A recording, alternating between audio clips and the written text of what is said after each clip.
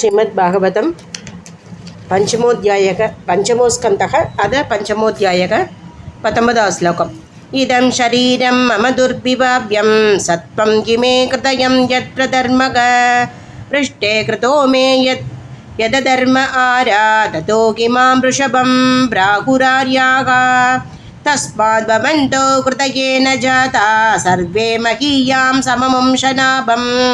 अक्लिष्टबुद्ध्या वरदं भजत्वं शुश्रूषणं तत्परणं प्रजानां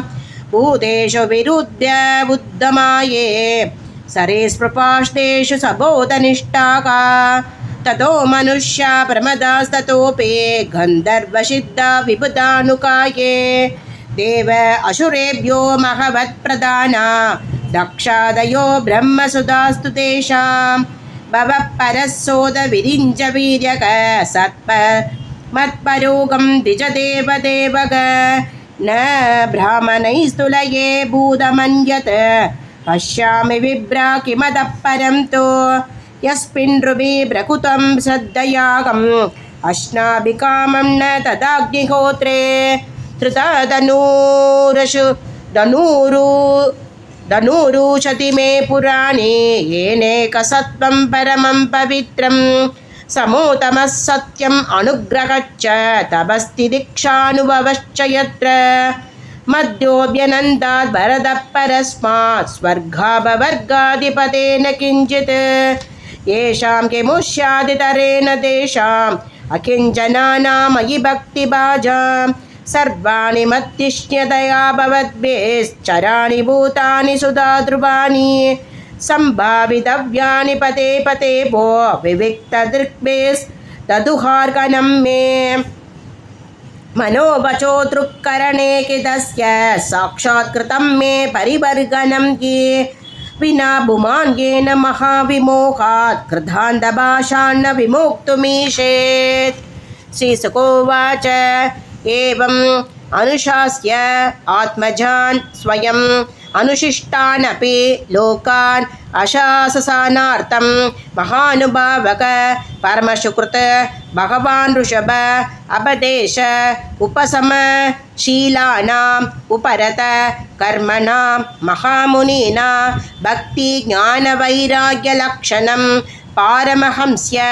धर्मम् उपशिक्षमानक स्वदनय सद ज्येष्ठं परमभागवतं भगवज्जन परायणं भरतं धरणी भालनायाभिशिक्ष्य स्वयं भवन एवोर्वरित शरीरमात्रपरिग्रह उन्मत्त इव गगन परिधान प्रकीर्णकेश आत्मनि आरोपित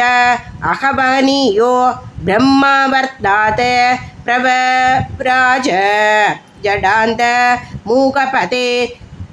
अशाचोन्मादकवत् अवधूतवेषोऽपि भाष्यमानोऽपि जनानां कृकेत मौन प्रदूष्णीं बभूव तत्र तत्र पुरग्रामाकर केड वाड कर्वट शिबिरव्रजकोश